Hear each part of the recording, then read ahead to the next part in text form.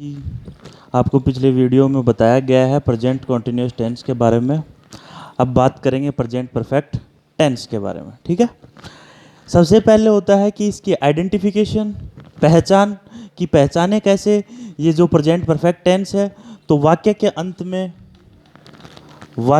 में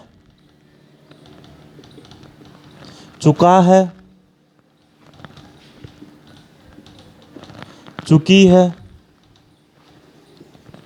और चुके हैं आदि आ जाते हैं तो वो क्या होता है, प्रेजेंट परफेक्ट टेंस होता है। ठीक है, कोई भी वाक्य हो जिसका मतलब कि क्या हो, उसके अंत के अंदर चुका है, चुकी है, चुके हैं ऐसा हो तो वो क्या होते हैं, सारे प्रेजेंट परफेक्ट टेंस होते हैं। जैसे कि फॉर एग्जांपल मतलब कि वह गाना गा चुकी है, तो उसके लास्ट में क्या आता है, चुकी है, तो वो क्या होगा, प्रेजेंट परफेक्ट टेंस होगा।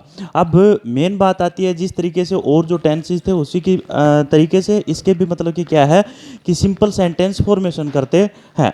फर्स्ट क्या आता है, सिंपल सेंटेंस। इसकी फॉर्मेशन के अंदर सबसे पहले सब्जेक्ट होगा। ठीक है, फिर मैंने बताया था सब्जेक्ट के बाद में हेल्पिंग वर्ब लगाते हैं। अब हेल्पिंग वर्ब होगी, फिर आती है वर्ब जो मेन वर्ब होती है। अब जो मेन वर्ब होती है उसकी कौन सी फॉर्म इसके अंदर हम यूज करते हैं, तो इसके अंदर जो वर्ब की फॉर्म होती है वो क्या होती है, थर्ड फॉर्म। ठीक है, इसके बाद में जो होता है वो ऑब्जेक्ट होता है। ठीक, डन।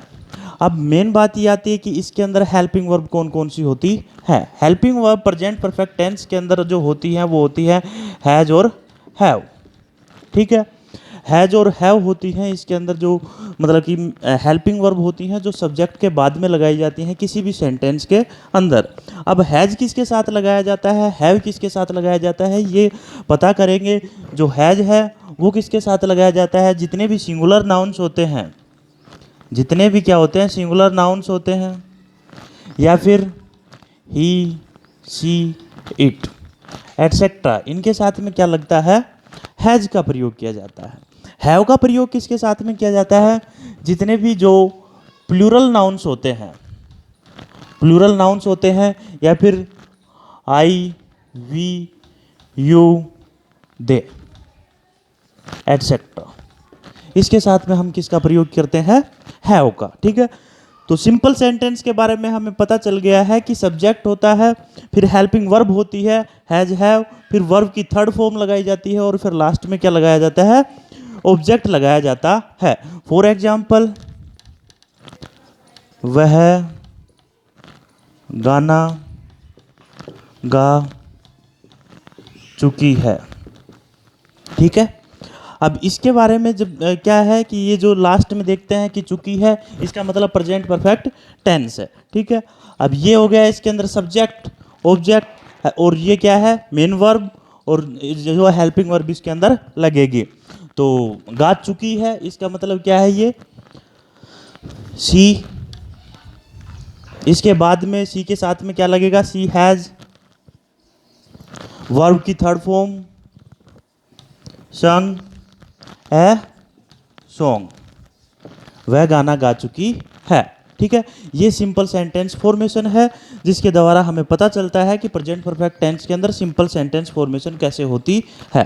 ठीक है, जिसमें सब्जेक्ट, हेल्पिंग वर्ब, वर्ब की थर्ड फॉर्म एंड ऑब्जेक्ट लगाया जाता है। अब आगे आता है कि इसी का क्या होता है, नेगेटिव सेंटेंस। दूसरा, जैसा कि मैंने बताया है, negative sentence, negative sentence formation. जैसा कि पिछले सेंटेंसेस वगैरह के अंदर पढ़ चुके हैं कि नेगेटिव के अंदर किसका यूज किया जाता है, ओनली नोट का यूज किया जाता है।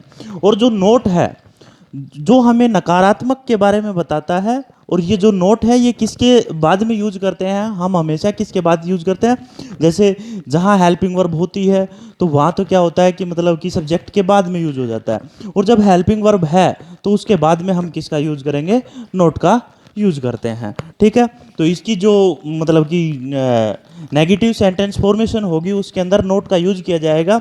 जैसे एग्जांपल हमने ले रखा है, वह गाना गा चुकी है, इसी का नेगेटिव सेंटेंस हम बनाते हैं तो शी हैज़ नॉट सॉन्ग है सॉन्ग। ठीक है, जब इसकी फॉर्मेशन करते हैं सब्जेक्ट प्लस हेल्पिंग वर्ब, जो हमारा हैज हैव है, ठीक है, प्लस नॉट, उसके बाद में मेन वर्ब जो हम थर्ड फॉर्म के अंदर यूज कर रहे हैं, प्लस ऑब्जेक्ट। डन। जब हम इसको ही वह गाना गा चुकी है, जब हम इसको नेगेटिव सेंटेंस बनाएंगे तो वह गाना नहीं गा चुकी है, क्या आएगा? वह गाना नहीं, वह गाना नहीं गा चुकी है। जब हम इसको इंग्लिश में ट्रांसलेट करते हैं, ट्रांसलेशन के दौरान इसका जब हम बनाएंगे तो होगा she has not sung a song। ये विशेषकर ध्यान देना है, जो ये है ये वर्ब की थर्ड फॉर्म है। इसकी जो फर्स्ट फॉर्म होती है वो क्या होती है? सिंग होती है, ठीक है।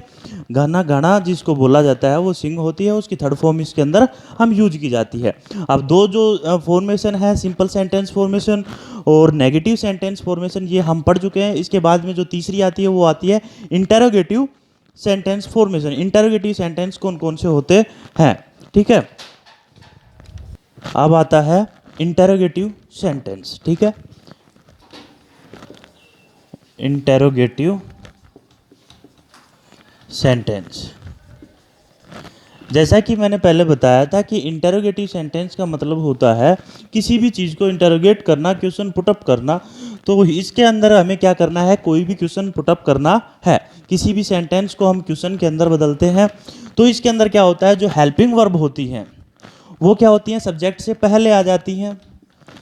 फिर जो होती है, जो हमारा एज इट इज ट्रेंड चल रहा है, जैसे कि वर्ब की थर्ड फॉर्म और फिर ऑब्जेक्ट, और जैसा कि मैंने बताया कि इसके लास्ट में क्वेश्चन मार्क। डन। ये होती है हमारे इंटरोगेटिव सेंटेंस की फॉर्मेशन। इसके अंदर भी जो वो है हेल्पिंग वर्ब कौन सी लगेंगी? हैज, हैव, ठीक है।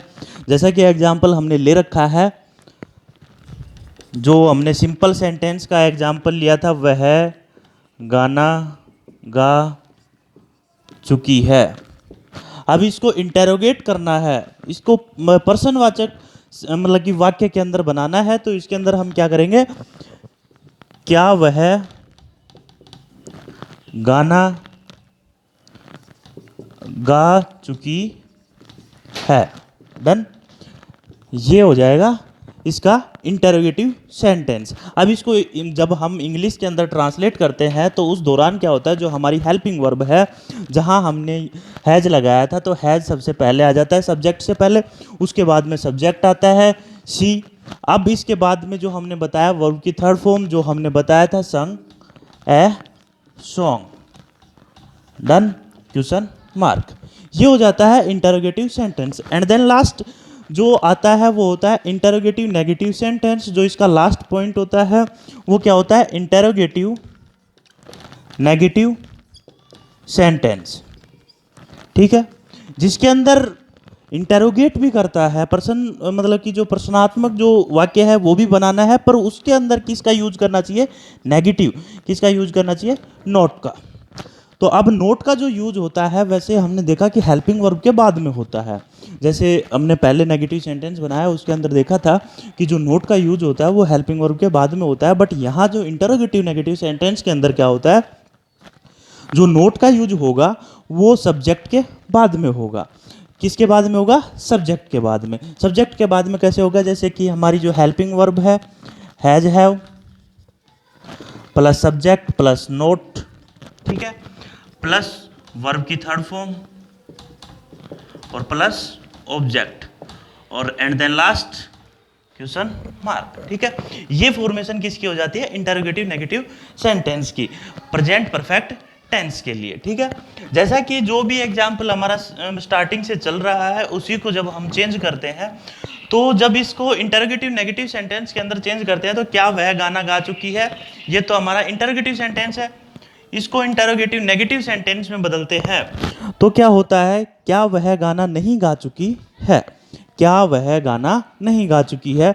जब इसको इंग्लिश के अंदर ट्रांसलेट करते हैं तो क्या होता है? Has she not sung a song और लास्ट में क्वेश्चन मार्क। ये जो होता है हमारा प्रेजेंट परफेक्ट टेंस होता है। प्रेजेंट परफेक्ट टेंस के अंदर जैसा कि मैंने बताया था, सिंपल जो आइडेंटिफिकेशन है वो किस तरीके से करते हैं कि सेंटेंस के अंत में, वाक्य के अंत में चुका है, चुकी है, चुके हैं, ये सारे हों तो वो क्या होता है, प्रेजेंट परफेक्ट टेंस होता है। इसके अंदर हेल्पिंग वर्ब हैज हैव लगाई जाती है, वर्ब की थर्ड फॉर्म यूज की जाती है, और इन्हीं को ध्यान में रखते हुए हम सिंपल सेंटेंस फॉर्मेशन, उसके बाद में negative sentence formation, interrogative sentence formation और फिर इंटरोगेटिव नेगेटिव सेंटेंस फॉर्मेशन कर लेंगे। और इन्हीं के थ्रू जो हमारे एग्जाम्पल्स हैं वो रन होते रहते हैं। ठीक है, इसके बाद जो आता है परफेक्ट कॉन्टिन्यूस टेंस। अभी जो हमने पढ़ा वो प्रेजेंट परफेक्ट टेंस था। अब जो आता है प्रेजेंट परफेक्ट कॉन्टिन्यूस टेंस, जो हमारा प्रेजेंट टेंस का लास्ट होता है। ठीक है, इसके अंदर क्या होता है कि कॉन्टिन्यूस किसी भी मतलब कि समय को या कोई भी काम है उसको लगातार चलते हुए बताया जाता है। तो इसकी आइडेंटिफिकेशन क्या होती है कि वाक्य के अंत में क्या होता है, से रहा है, से रहे हैं आदि जो आते हैं वो क्या होते हैं, सारे प्रेजेंट परफेक्ट कॉन्टिन्यूस टेंस होता है। इसके अंदर टाइम के बारे में बताया जाता है, एक समय के बारे में बताया जाता है कि कितने टाइम से हो रहा है, कितने टाइम से, मतलब कि उसके बारे में क्या होता है कि जैसे कि कोई भी एक एग्जाम्पल लेते हैं प्रेजेंट परफेक्ट कॉन्टिन्यूस टेंस का, मैं 2 घंटे से पढ़ रहा हूं। डन। ठीक है, ये जो है अब हम इसको मतलब कि कैसे पहचानेंगे कि ये प्रेजेंट परफेक्ट कॉन्टिन्यूस टेंस है, तो इसमें ये देखेंगे कि इसके अंत में क्या है, से पढ़ रहा हूँ कितने, 2 घंटे से। तो मतलब कि जो कार्य जो है इसके अंदर जो वर्क है वो लगातार कंटिन्यूस होता रहता है। ठीक है, अब इसकी जैसे वही जिस तरीके से हमने पिछले जो टेंसेस थे उनके अंदर जो 4 सेंटेंस फॉर्मेशन की थी वैसे ही करेंगे। सबसे पहले आएगी सिंपल सेंटेंस।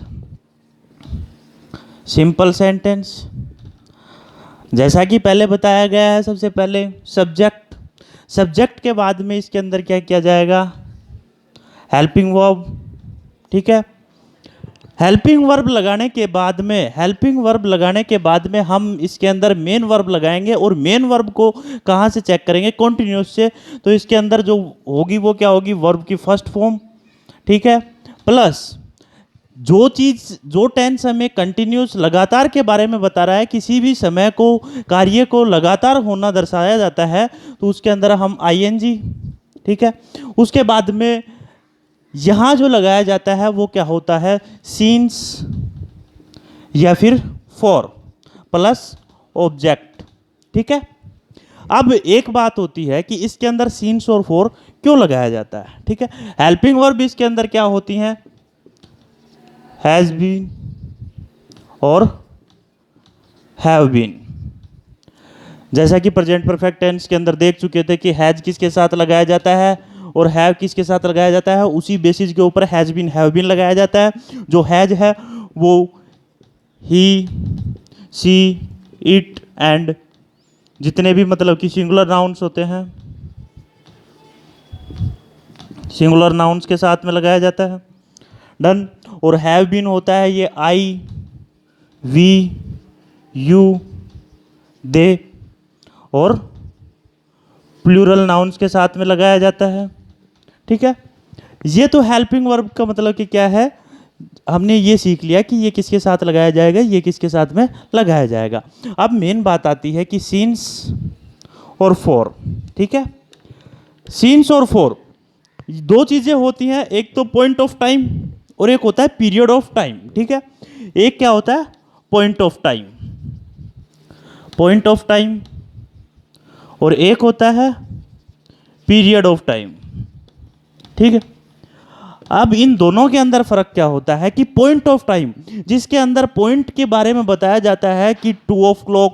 ठीक है, ठीक, ये जो है जिसमें फिक्स टाइम के बारे में, फिक्स समय के बारे में बताया जाता है वो क्या होता है, पॉइंट ऑफ टाइम होता है। दूसरा क्या होता है कि पीरियड ऑफ टाइम जैसे कि मतलब कि 5 महीने से, 5 साल से, 10 साल से, जिसके अंदर जैसे 5 ईयर,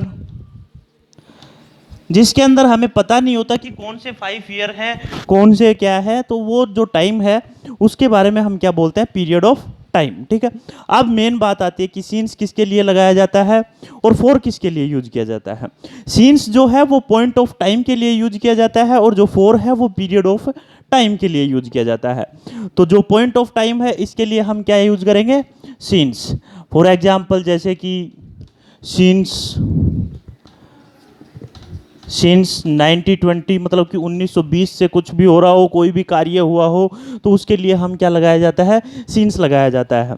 और इसके लिए जो हम मतलब कि पीरियड ऑफ टाइम के लिए लगाया जाता है फोर। ठीक है, फोर जो लगाया जाता है वो बताया जाता है जिसके कि इसके अंदर 5 4 2 ओवर 5, जिसके अंदर ये नहीं पता कि कौन सा टाइम है, कोई फिक्स टाइम नहीं होता है। ठीक है, तो ये था हमारा सिंपल सेंटेंस। इसके अंदर हमने पढ़ लिया कि सब्जेक्ट होता है, सब्जेक्ट के बाद में हेल्पिंग वर्ब होती है, वर्ब की फर्स्ट फॉर्म होती है, उसके साथ में आईएनजी लगाया जाता है, आईएनजी के बाद में सीन्स और फोर लगाया जाता है, लास्ट में ऑब्जेक्ट लगा के फुल स्टॉप होगा। तो अब हम एग्जाम्पल लेते हैं। जैसे एग्जाम्पल पहले ले रखा है, मैं 2 घंटे से पढ़ रहा हूँ। ठीक है, इसको जब इंग्लिश के अंदर ट्रांसलेट करते हैं, जैसा कि बताया था कि एग्जाम्पल लेते हैं, मैं 2 घंटे से पढ़ रहा हूँ। ठीक है, इसके अंदर जो सब्जेक्ट है वो मैं, तो आई के साथ में मैंने बताया था कि हेल्पिंग वर्ब कौन सी लगेगी, हैव बीन।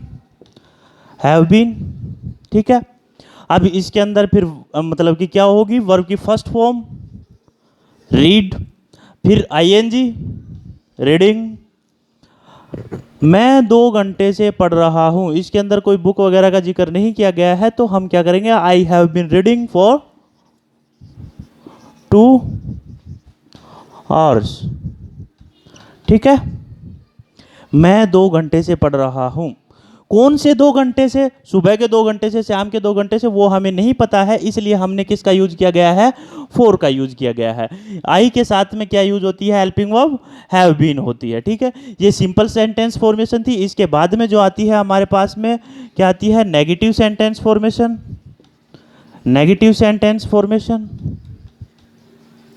ठीक है, नकारात्मक वाक्य कैसे बनाते हैं।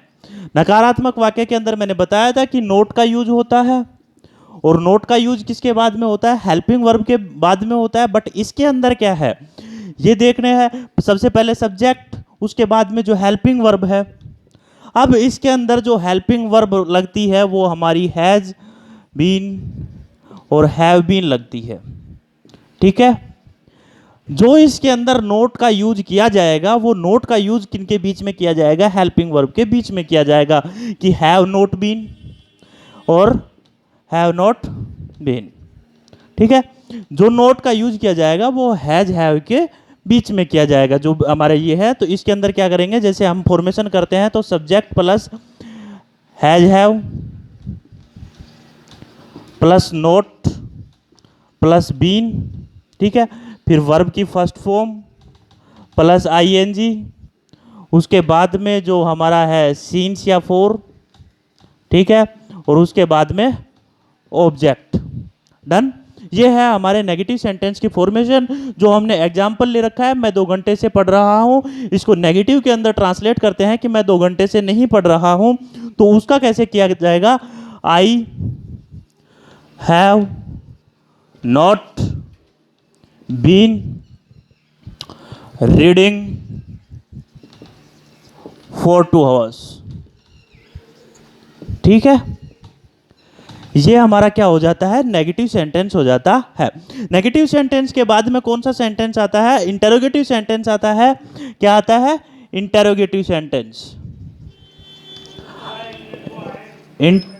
इंटरोगेटिव सेंटेंस, इंटरोगेटिव सेंटेंस के अंदर मैंने बता चुका हूं कि इंटरोगेट करना और इंटरोगेट के दौरान क्या होता है, कोई भी क्वेश्चन पुट अप करना। जैसे कि सब्जेक्ट है, सब्जेक्ट इसके अंदर सबसे पहले हेल्पिंग वर्ब लगाएंगे, फिर सब्जेक्ट, उसके बाद में जो हमारा वर्ब चल रहा है, वर्ब की first form plus ING plus जो भी है, उसके बाद में जैसे ऑब्जेक्ट है, और लास्ट में जो आएगा वो आएगा क्वेश्चन मार्क। ठीक है, अब इसके अंदर क्या है, जो हम बताएंगे कि अब जो एग्जाम्पल लेते हैं,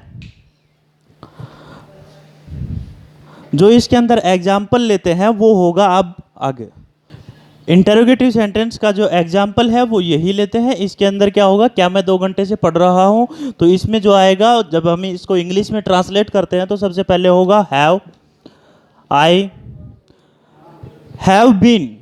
जब हैव जो लगा हुआ है, हेल्पिंग वर्ब जो इसके अंदर होती है हैज बीन, हैव बीन।